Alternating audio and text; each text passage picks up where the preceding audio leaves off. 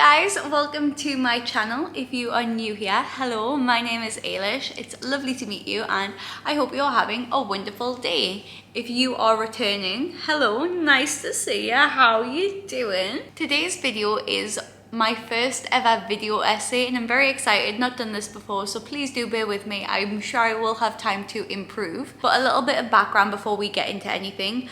I am in the health and fitness space on Instagram, on YouTube.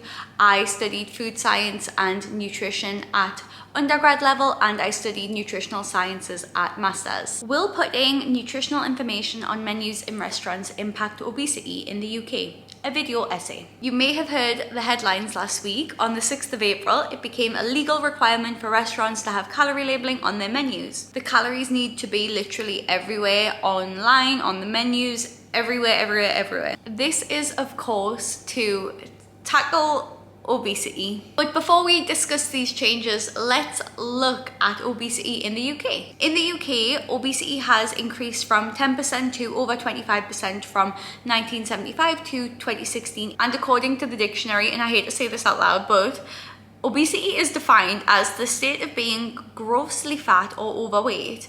And you can see this word started gaining popularity towards the end of the 1960s. The way the government measures overweight and obesity is through using the BMI scale, which could be a topic for a whole different video. But you can see from this graph how the BMI trends from 1990 to 2015 have shifted and the mean body weight overall is heavier. What are the causes of obesity? According to the World Health Organization, an increased intake of energy-dense foods that are high in fat and sugars, and an increase in physical inactivity due to the increasingly sedentary nature of many forms of work, changing modes of transportation, and increasing urbanization. What are the impacts of obesity? It is a major risk factor for non-communicable diseases. This means by increasing your weight, you are increasing your risk of developing these diseases, and it's likely that more than one of these diseases would develop in somebody with obesity, which would lead to comorbidities. And this is a list of common comorbidities that are associated with obesity. What has the government done to tackle obesity?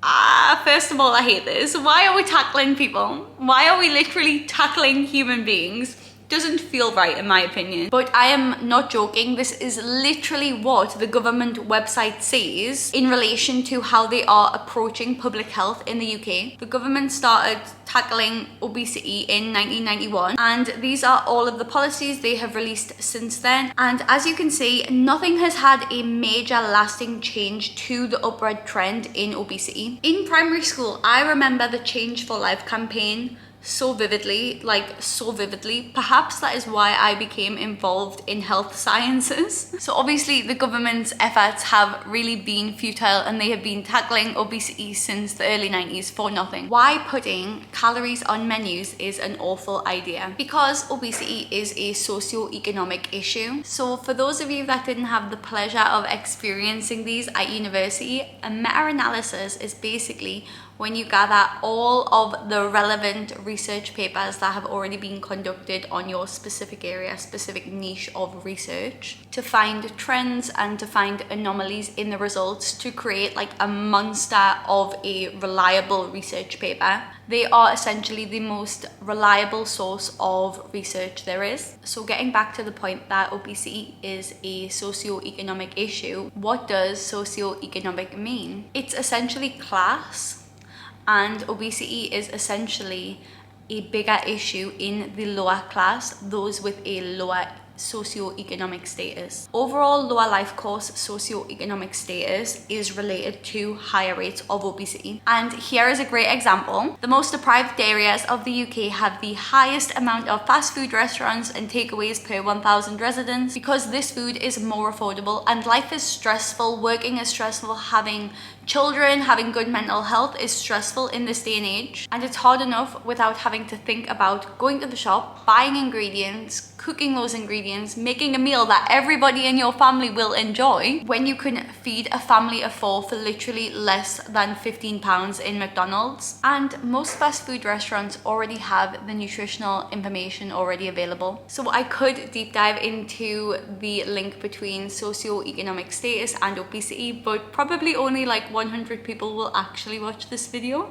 And I'm trying to be efficient with like working, filming a video and stuff, so let me know if you're interested, I guess. Now that we've had a little bit of a look at what obesity actually is, what the government has done to tackle obesity in the past, let's have a look at what the benefits of having calories available on menus are. So it will actually have a positive impact on some people in the population, such as those with type 2 diabetes. Being able to see the carbohydrates available in food will make their life a lot easier with injecting insulin. Those with phenylketonuria who can't break down protein, so have to avoid it in the diet, will find it easier to eat out if they can see for a fact what is in the products they're eating. Or perhaps those who follow a keto diet for many reasons, whether it's health or whether it's because they're epileptic, it will be useful for them to also be able to see the nutritional information. So for those that genuinely do have dietary restrictions, it will make it a lot easier to have freedom when socializing. They can say, yeah, I can actually come to the restaurant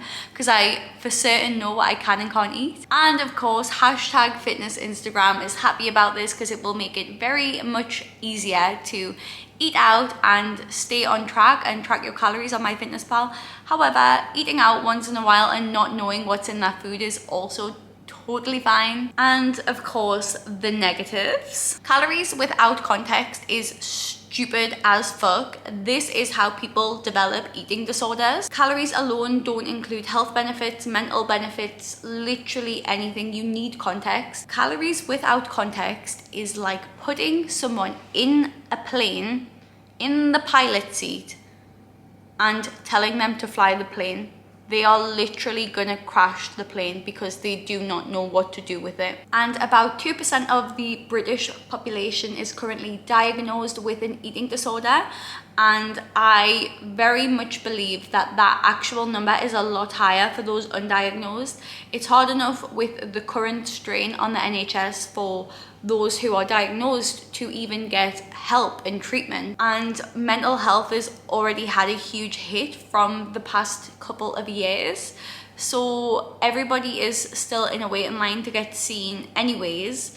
And this is supposed to like ease the strain of obesity on the NHS, but it's only just gonna probably increase the mental health strain on the NHS. And I'm pretty sure pretty much every single person in the population already has experienced some kind of food guilt from eating something and then realizing what the calories were after from being told or seeing them maybe. And I definitely have experienced this myself historically.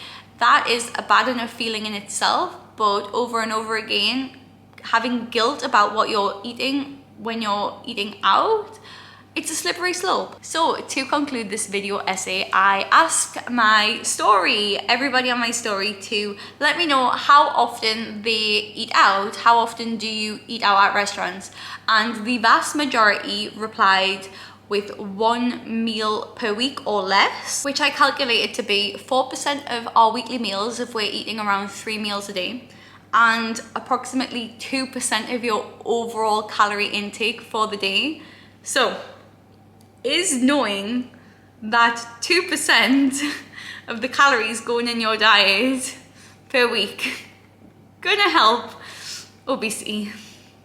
And remember earlier on how I was saying that obesity is a socioeconomic issue. I do not think that that group of people are the ones who are going to be eating out at restaurants as often.